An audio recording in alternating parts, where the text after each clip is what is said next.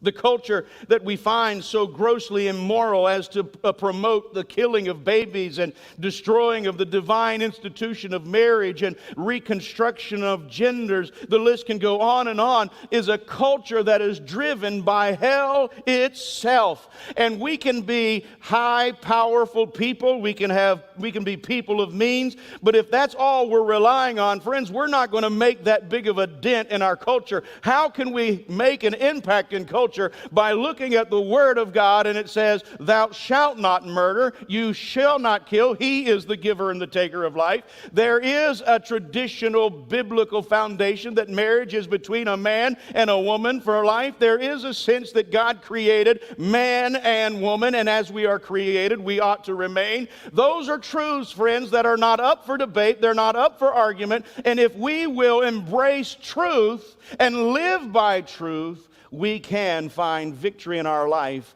and with God's help make some impact in the world in which we live. The argument should not be, should the Christian culture battle against evil culture of our day, but the question really should be, Lord, how should we go about it?